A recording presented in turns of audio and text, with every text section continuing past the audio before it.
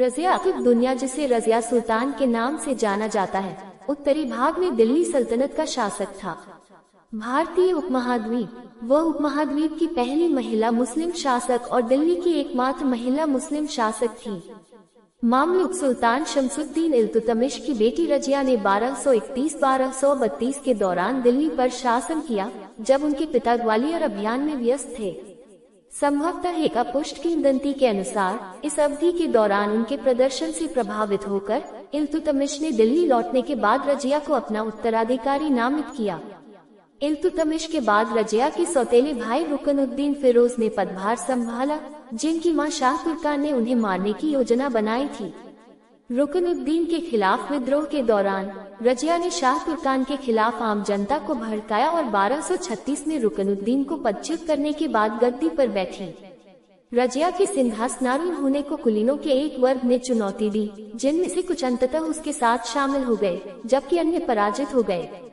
उसका समर्थन करने वाले तुर्क कुलीनों को उम्मीद थी कि वह नामात्र की नेता होगी, लेकिन उसने अपनी शक्ति का लगातार इस्तेमाल किया। इसके साथ ही महत्वपूर्ण पदों पर गैर तुर्क अधिकारियों की नियुक्ति ने उनके खिलाफ उनके आक्रोश को जन्म दिया। अप्रैल 1240 में 4 साल से भी कम समय तक शासन करने के बाद उसे कुलीनों के एक समूह ने पदच्युत कर दिया। उसने विद्रोहियों में से एक इख्तियारुद्दीन अल-तुनियाक से विवाह किया और सिंहासन को पुनः प्राप्त करने का प्रयास किया, लेकिन उसी वर्ष अक्टूबर में अपने सौतेले भाई और उत्तराधिकारी मुइजुद्दीन बहराम से हार गई और कुछ ही समय बाद उसे मार दिया गया। रज़िया का नाम राडिया टू या रज़िया के रूप में भी लिप्यंतरित किया गया है। 3 कुछ आधुनिक लेखकों द्वारा इस्तेमाल किया गया शब्द सुल्ताना एक गलत नाम है, क्योंकि इसका अर्थ महिला शासक के बजाय राजा की पत्नी है। रज़िया के अपने सिक्कों में उसे सुल्तान जलालत अल दुनिया वल दीन या सुल्तान अल मुअज़्ज़म रज़ियात अल दीन बंट सुल्तान कहा गया है। सल्तनत की संस्कृत भाषा के शिलालेखों में उसे जलालदीना कहा गया है, जबकि निकट समकालीन इतिहासकार मिन्हाज उसे सुल्तान रज़ियात अल दुनिया वाल दीन बंट सुल्तान 4 या सुल्तान रज़ियात अल दुनिया वाल दीन बंट सुल्तान कहता है। 5 एक अन्य मर्दाना उपाधि बादशाह भी रज़िया को दी गई थी। रज़िया का जन्म दिल्ली के सुल्तान शमसुद्दीन इल्तुतमिश की बेटी से हुआ था, जो अपने पूर्ववर्ती कुतुबुद्दीन ऐबक का एक तुर्क गुलाम मामलुक था। रज़िया की मां तुर्कान खातून कुतुबुद्दीन ऐबक की बेटी थी, 39 और इल्तुतमिश की मुख्य पत्नी थी। रज़िया इल्तुतमिश की सबसे बड़ी बेटी थी और संभवतः उसकी पहली संतान थी। इल्तुतमिश ने अपने सबसे बड़े बेटे नसीरुद्दीन महमूद को अपना उत्तराधिकारी बनाने के लिए तैयार किया था, लेकिन इस बेटे की 1229 में अप्रत्याशित रूप से मृत्यु हो गई। इतिहासकार सिराज के अनुसार इल्तुतमिश का मानना था कि उसके अन्य बेटे आनंददायक गतिविधियों में लीन थे और उसकी मृत्यु के बाद राज्य के मामलों का प्रबंधन करने में असमर्थ होंगे।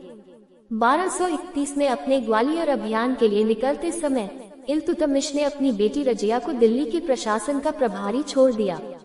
रज़िया ने अपने कर्तव्यों का इतनी अच्छी तरह से पालन किया कि दिल्ली लौटने के बाद इल्तुतमिश ने उन्हें अपना उत्तराधिकारी नामित करने का फैसला किया। इल्तुतमिश ने अपने अधिकारी मुशरीफ मामला ताजुल मुल्क महमूद दबीर को रज़िया को उत्तराधिकारी नामित करने का फरमान तैयार करने का आदेश दिया। जब उनके रईसों ने इस निर्णय पर इस आधार पर सवाल उठाया कि उनके जीवित बेटे हैं, तो इल्तुतमिश हालांकि इल्तुतमिश की मृत्यु के बाद रईसों ने उसके बेटे रुकनुद्दीन फिरोज को नया राजा नियुक्त किया। संभवतः अपने अंतिम वर्षों के दौरान इल्तुतमिश ने अपने उत्तराधिकारी के रूप में एक बेटे को नियुक्त करने पर सहमति व्यक्त की थी। यह इस तथ्य से पता चलता है कि गंभीर रूप से बीमार होने के बाद उन्होंने रुकनुद्दीन को लाहौर से दिल्ली वापस बुला लिया था। एक और संभावना यह है कि इल्तुतमिश द्वारा रज़िया को अपना उत्तराधिकारी नामित करने की किंवदंती एक झूठी कहानी है, जिसे रज़िया के समर्थकों ने उसकी सिंहासनारूढ़ होने के बाद प्रसारित किया था।